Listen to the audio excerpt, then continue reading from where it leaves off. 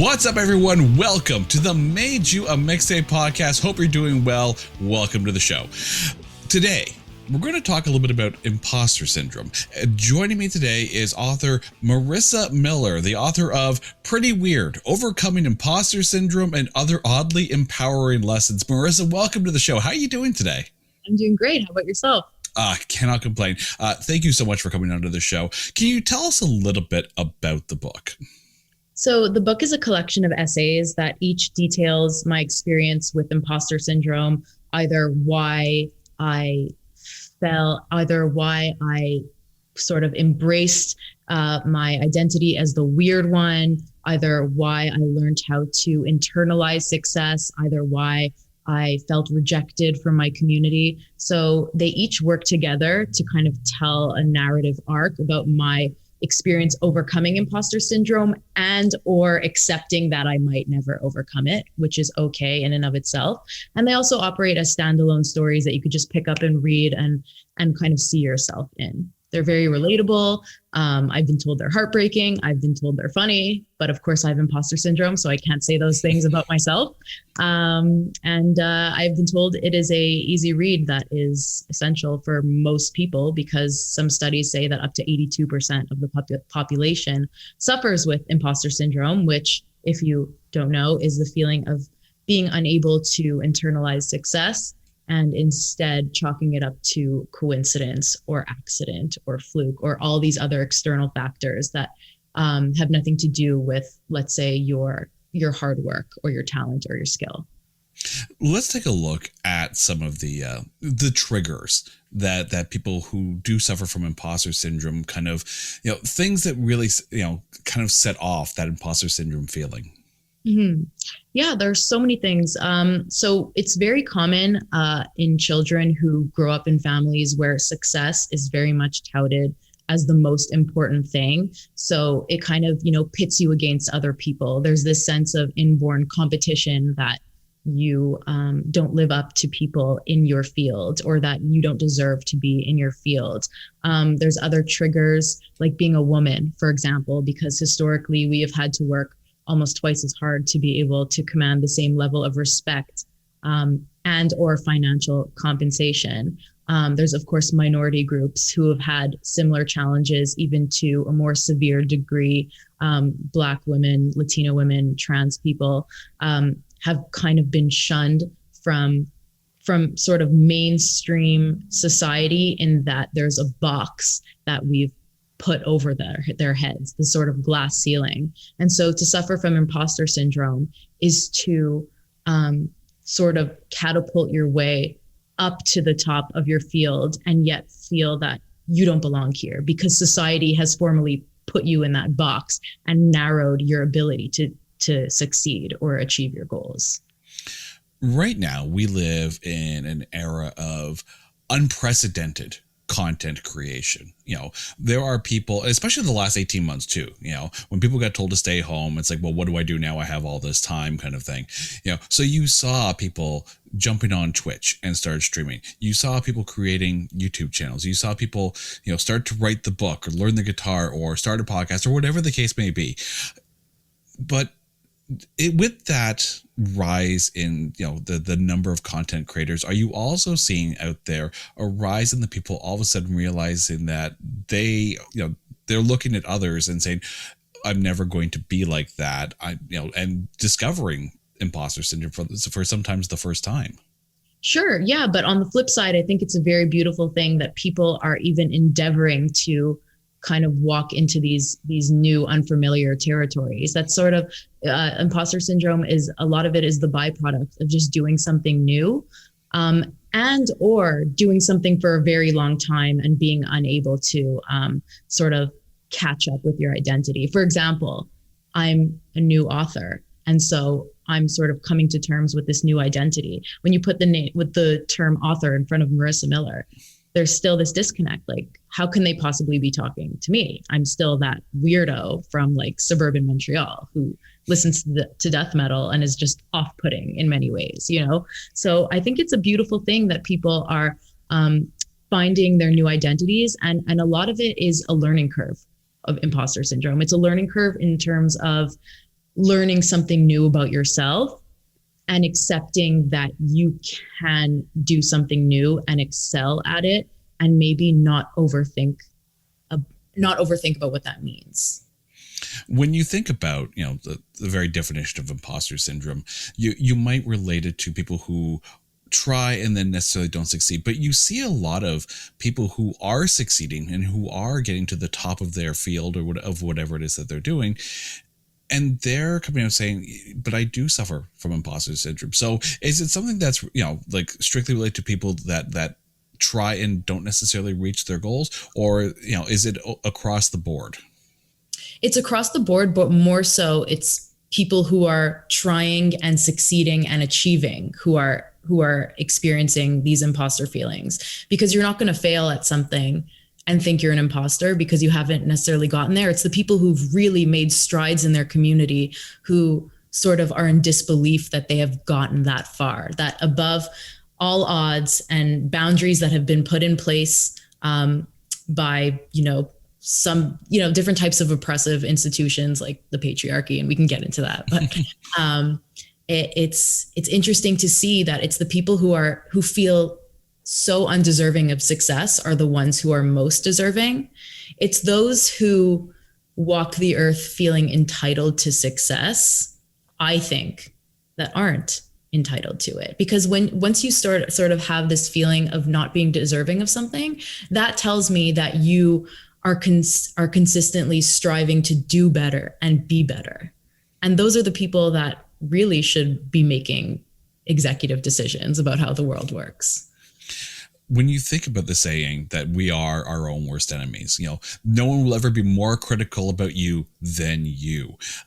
So for someone who is dealing with imposter syndrome and constantly, beating themselves up, even though, they are doing something incredible, how does one quiet, for lack of a better term, the monkey brain that kind of beats yourself down? Mm-hmm.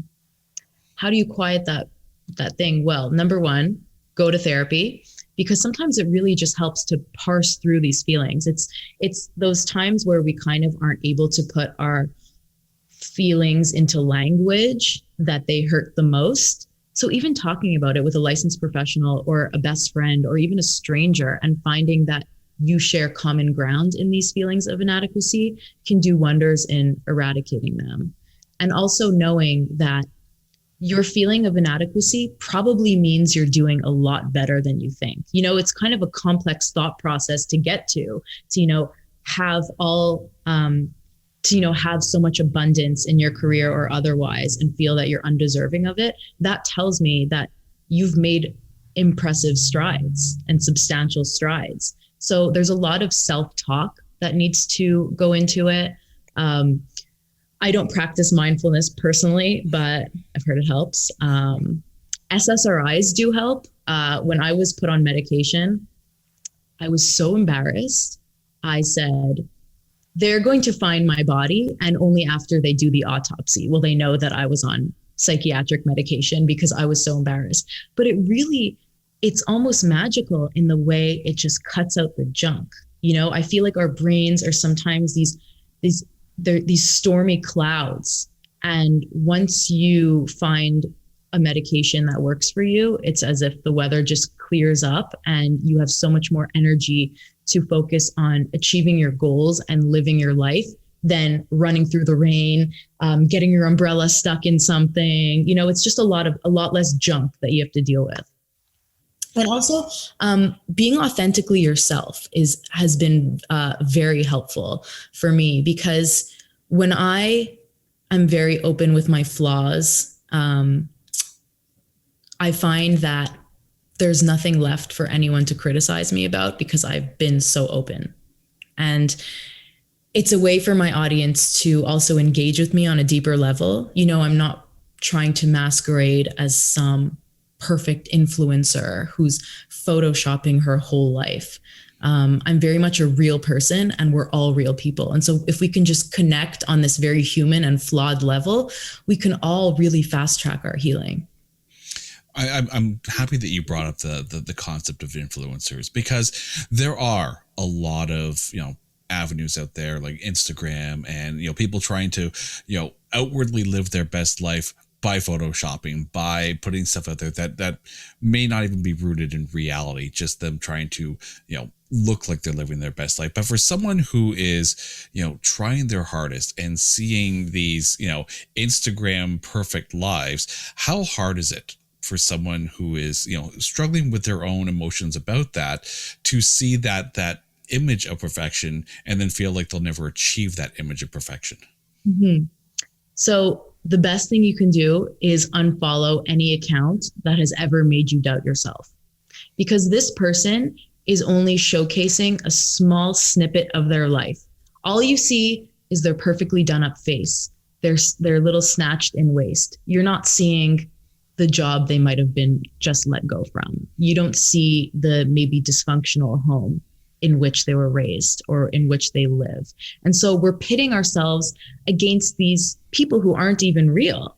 So we're bound to lose anyways. By default, we're going to feel inferior because we're comparing our whole selves in a holistic sense, our flaws, our problems, our grief. We're pitting that against someone who is basically just a snippet of something. Now, you mentioned that this is your first actual book, but it's not your first time writing, because you've had, articles printed in the New York Times and for NBC News and for GQ and Cosmos. So, to have that book in your hand, with Marissa Miller written on the front, how much of an achievement, is that? Like, how enjoyable was that to actually see the printed copy?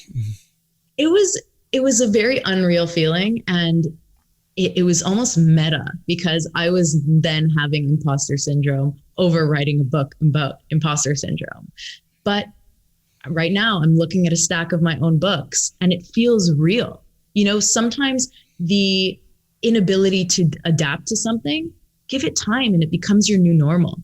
After a while, becoming an author will become as, not pedestrian, but as, say, every day to me as me owning this notebook right here. It just becomes a fact. And it's not something that we have to look into. It's not something that we have to overanalyze. It just becomes a fact. And I am an author the same way I'm a woman or a Jew or a freelance journalist. It's not I find that sometimes we psych ourselves up because there's all these expectations that come with being an author. Like in my book, I say that I never thought I fit the role of a writer because I sit around with my cats all day and I rarely put on real pants and I sometimes go 72 hours without seeing the sunlight. And it never like fit the mold of this, out and about journalist that I had always seen, specifically in Sex and the City, Carrie Bradshaw. But you just become, what it is you define it for yourself. So I'm defining what an author is for myself. And if that is someone who sits at home with their cats all day, so be it. And I hope for anyone else who is kind of coming to terms with a new identity, just redefine it for yourself. Now, that being said, not leaving the house, hanging out with the cats and not putting proper pants on. That's the thing for everyone for the past 18 months. So, yeah. But that was also my whole life before the pandemic. Like, I'm one of those people who's like, oh, pandemic? What pandemic? Nothing changed. Marissa Miller, trendsetter, apparently. But when it comes to being a freelance journalist, it's a lot different than being a staff writer for a publication. Whether you're a staff writer, you have a set paycheck and, you're writing for whatever the weekly or monthly publication is. But as a freelance freelance writer, you've got to, be writing and, submitting and hearing yes and probably a whole lot of no a lot kind of thing. So how much perseverance does it take for someone to become a freelance journalist? It takes a lot. I mean, I don't know a life that is the alternative. So I can't say what it feels like to kind of be resting in your laurels as a staff writer. I don't know that life. I've never been hired full-time. I've been, full-time freelance, but I've never, been in an office or felt safe in a community at work. So I've become very self-reliant, and it's kind of one of the strengths I have, because I'm sort of shifting my mindset in saying that because I'm a freelance journalist, I have far more control over my workflow and how much money I accept for certain stories, because I'm not at the mercy of this conglomeration who's simply trying to make budget cuts. And as a freelance writer, I'm always having my eggs in various baskets. Is that how it goes? Yep. Yeah.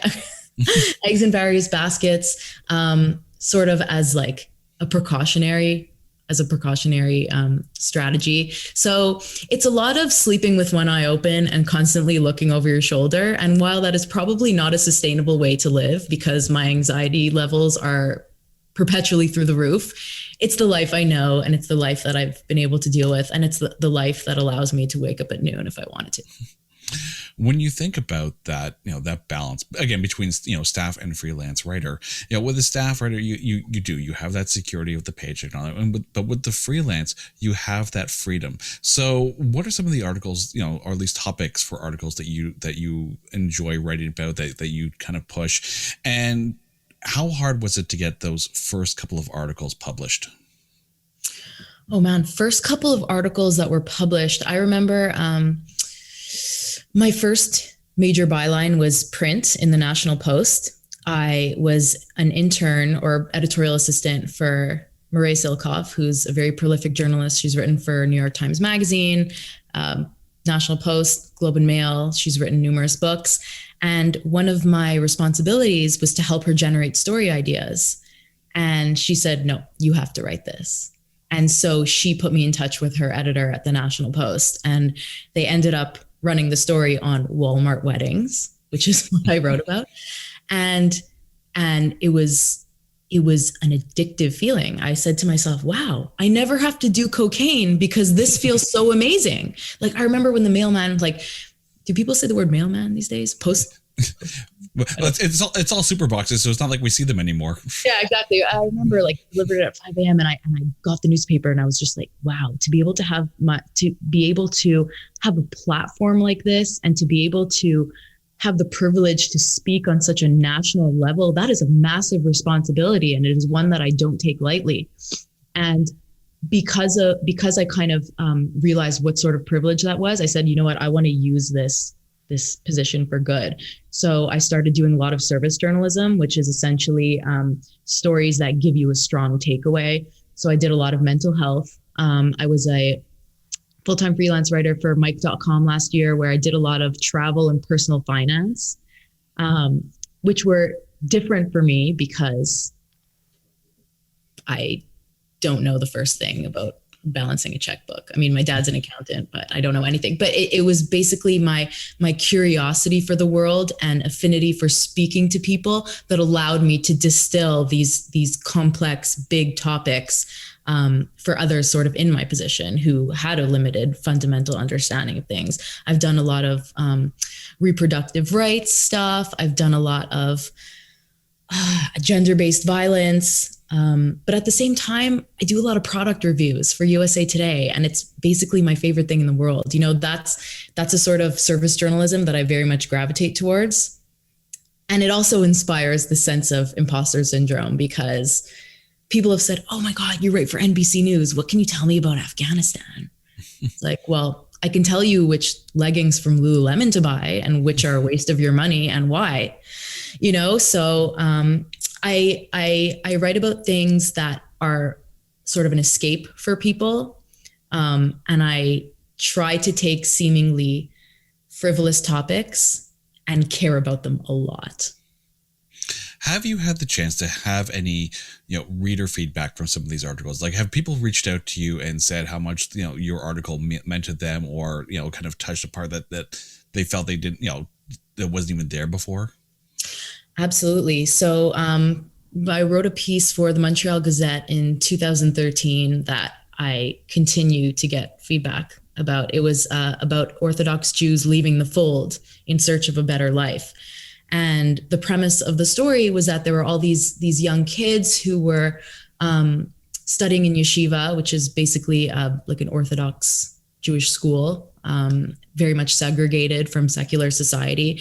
And they were at an age where they were sort of dabbling with different things, like eating ice cream and bacon together, which is not kosher, and sort of, catching a glimpse of soap operas on TV.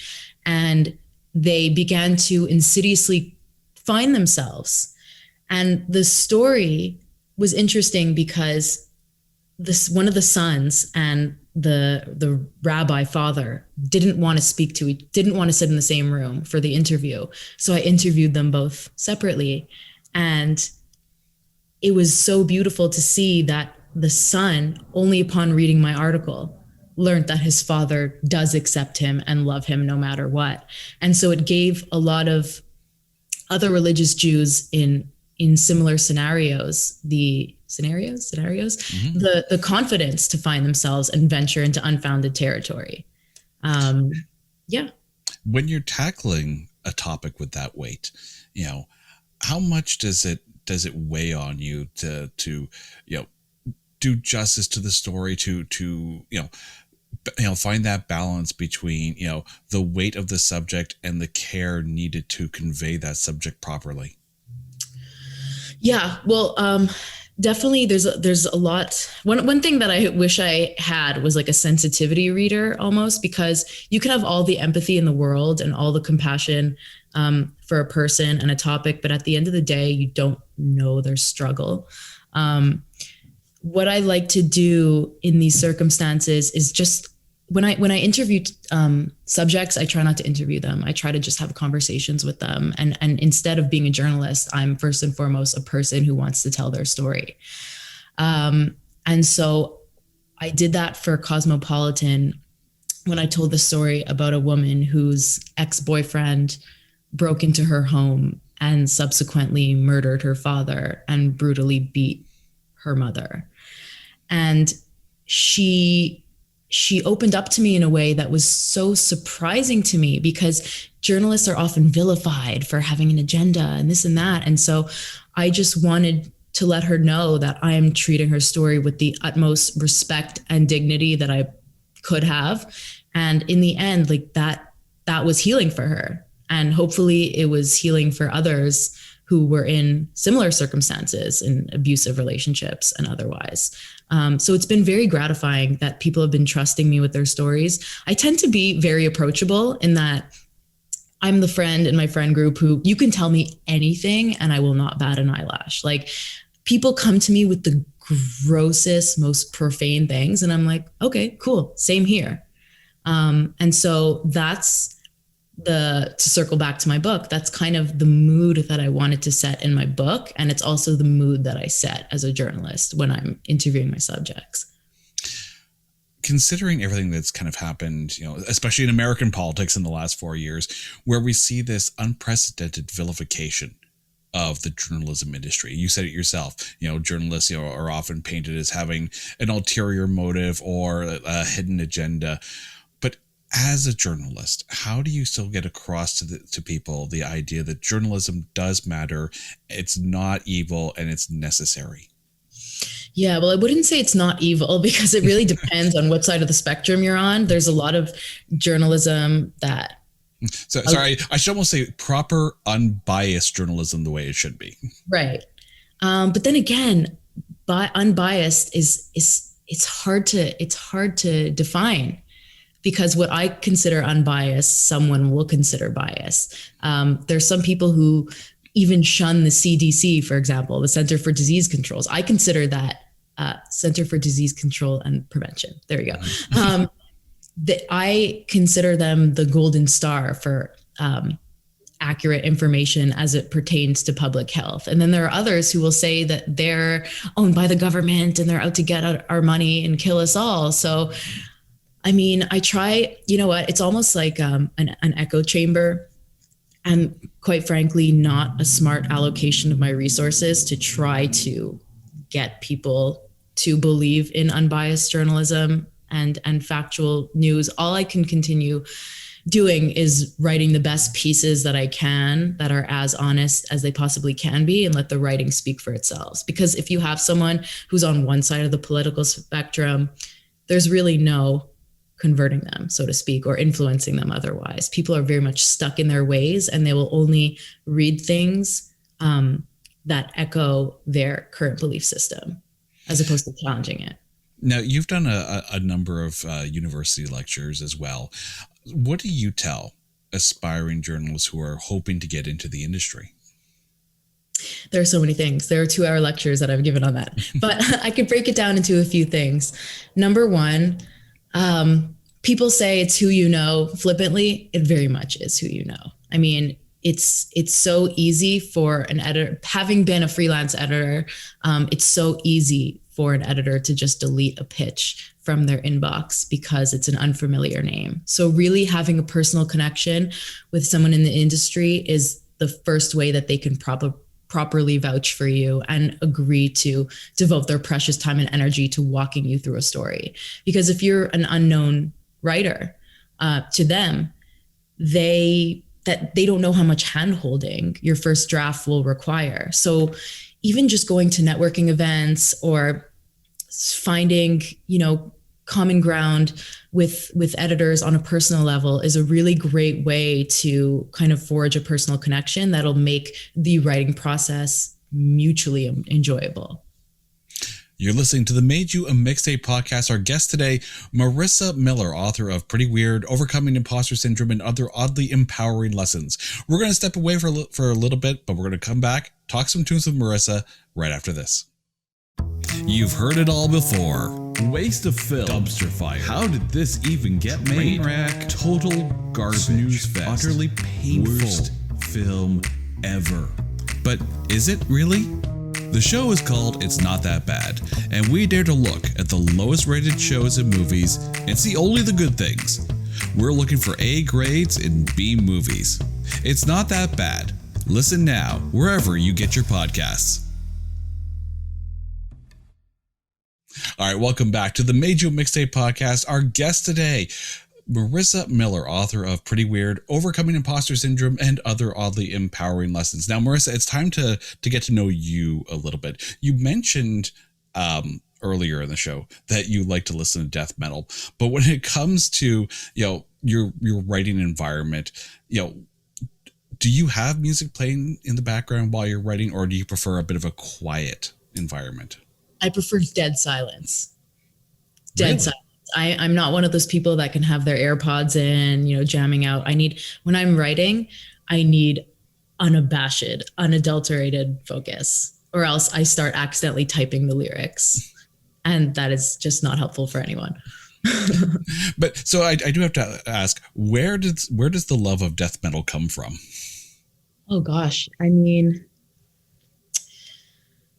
I feel like the easy cop-out answer is that it was a natural rebellion against the things that I was expected to listen to, like Katy Perry and Taylor Swift and this and that. But on a very fundamental, almost visceral level, it speaks to my soul. When I go to a death metal concert, it feels like it envelops my whole body, and it almost the same way I'm very interested in watching videos of surgery and autopsies and transplants. I love death metal because it wakes me up. It almost scares me. It makes me uncomfortable. It echoes a little bit what I'm feeling inside, helping me sort of distill it and make sense of it. And I like that also death metal doesn't insult me by being prissy and soft spoken. It's honest, and when I listen to it, I feel very connected with the artist because they're telling me that I can handle this sort of disgusting, loud, filthy garbage. Now, of course, being in Montreal, and for anyone who's never been to Montreal, you have to understand Montreal loves its metal. So, being in that kind of city that has that kind of appreciation for music of the harder genre, what are some of the beautiful things about Montreal and having those bands, freely coming in and always having decent, loud concerts? Oh, it's phenomenal. I mean, it's been hard in the last year and a half or so, not having gone to any festival or concert. So I sort of feel this void. But what I remember about metal concerts is their really deep sense of community, you know, like I've tried to walk into the pit and immediately I would have like 12 buff dudes just like escort me out.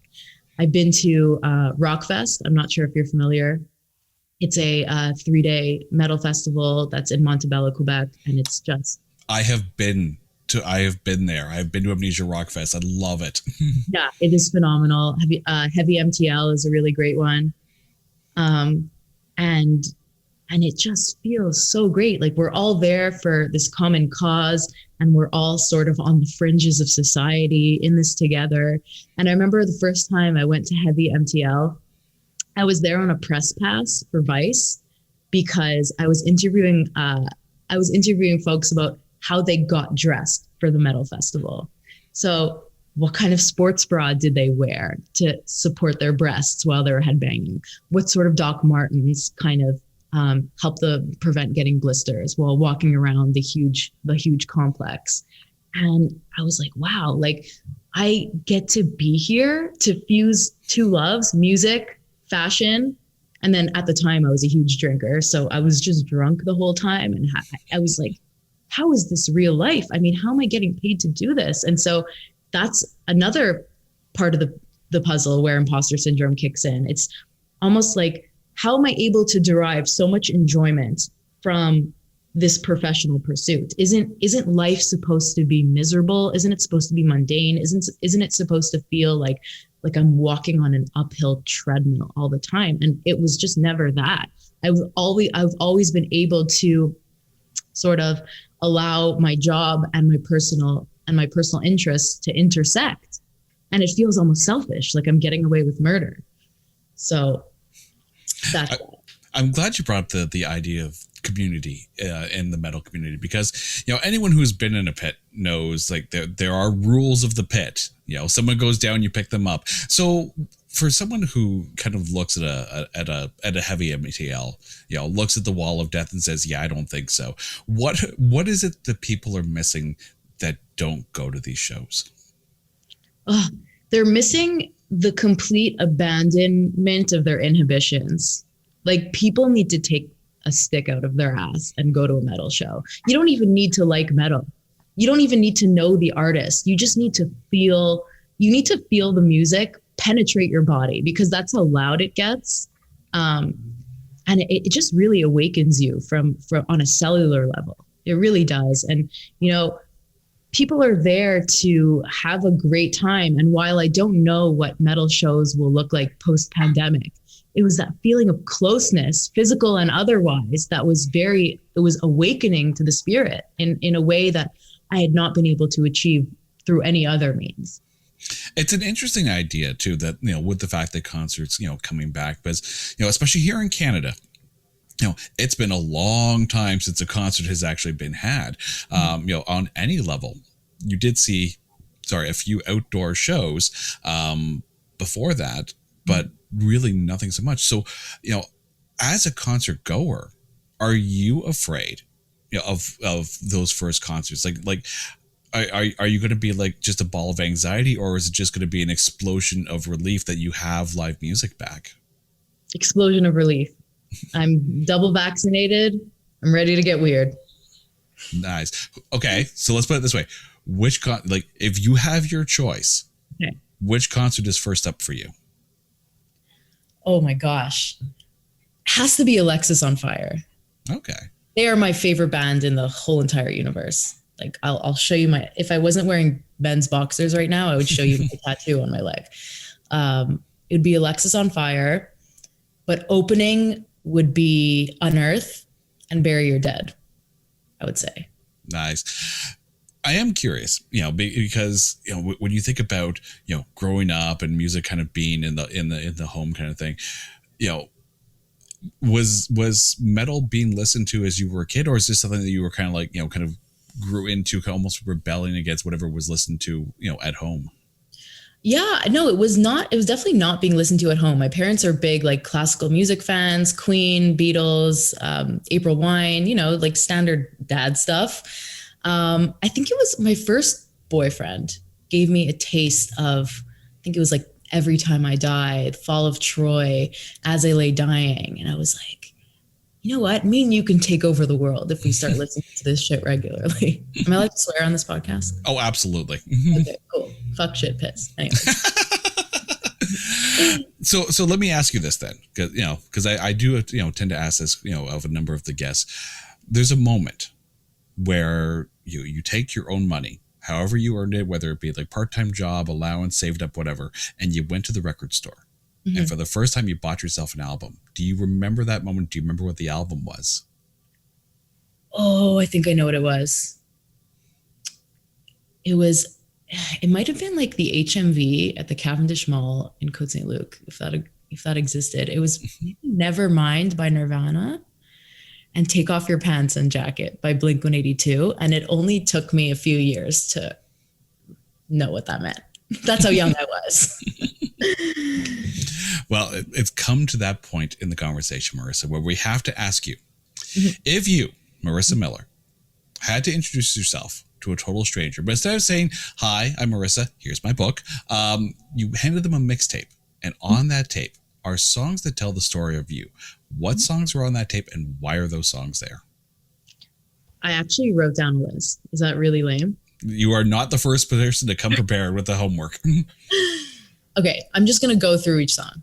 Okay, perfect. Okay. Accidents by Alexis on Fire is number one. Mm-hmm.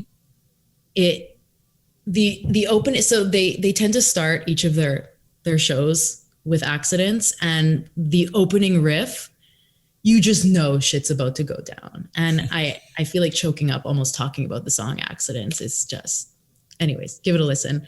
House of Straw by Bury Your Dead.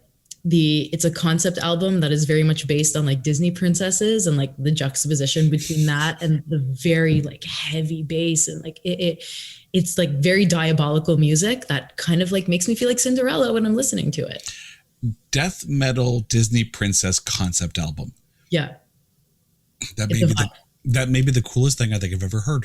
Yeah. You learn something new every day. This is definitely a mixed bag. The next one is called Purple Lamborghini by Rick Ross. That is my driving song. The next one is A Box Full of Sharp Objects by The Used. That was one of the first songs that I had heard by them. And it blew my mind that a song could work so well together and just like elicit so many emotions. The next one is Nikes on My Feet by Mac Miller. I'm a hip hop dancer, so naturally I have a ton of Nikes and I'm a big Mac Miller fan. Rest in peace. The next one is Ogre Battle by Queen. It's my dad's favorite song.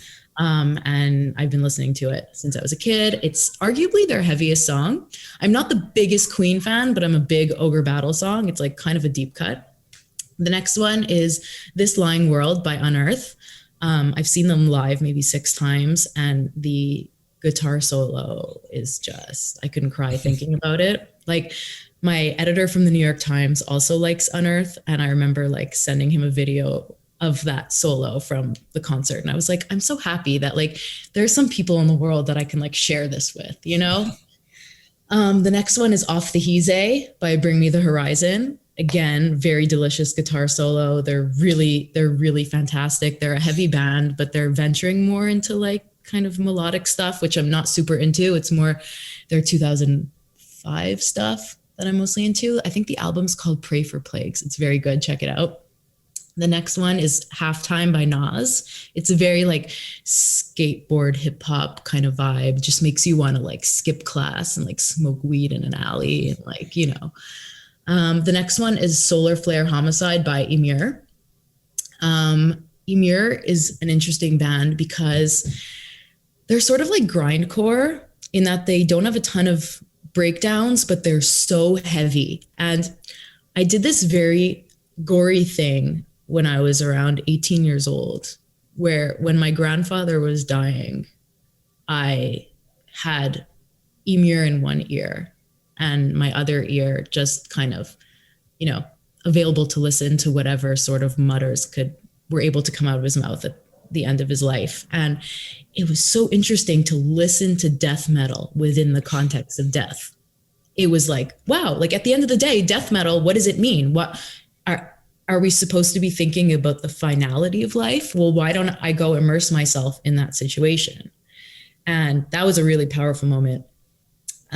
So the song is called Solar Flare Homicide. Give it a listen. And the next one is Wishing on a Star by Jay-Z. I, in a former life, was a hip hop choreographer. I'm now a dancer. I compete. And I've created a few choreographies to Wishing on a Star, both when I was teaching kids with disabilities, cerebral palsy, and I had a few kids with Down syndrome, and that song just really like resonated with them, and it got them to feel things. And while the goal wasn't to teach them specific choreographies and movements, it was just allow them to move freely with their bodies in a pleasurable way. And then I choreographed Wishing on a Star for, I think it was ICRF, Israel Cancer Research Fund. I choreographed a dance. So that song has been with me for a long time. And every time I listen to it, I'm always like choreographing in my head. Like, okay, next time I'm in a position to like choreograph a show or something, this is what I'm going to do. So that's my mixtape. Okay, we got one more question for you here.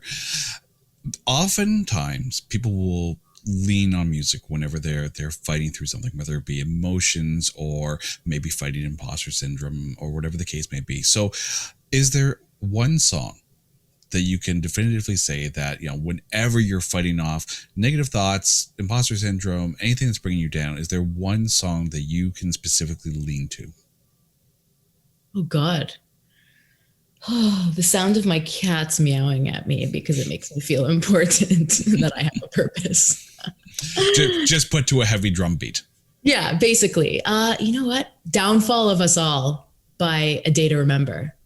Okay. That is the most epic opening that I have heard. Downfall of Us All by A Day to Remember. Yeah, it's a book. Marissa, thank you so much for this. The book is called Pretty Weird: Overcoming Imposter Syndrome and Other Oddly Empowering Lessons. Where can we find the book? Where can we get our hands on it? And what's next for Marissa Miller? Okay, to answer your first question, you can get the book anywhere books are sold. Amazon, Barnes & Noble, Target, Books A Million, IndieBound. It's also available on ebook. Hopefully an audiobook is on its way if there is demand for it. You can get it. Obviously, shopping local is preferred. Got to support our moms and pops who are working tirelessly out there to keep us afloat and well-read. And what's next for me?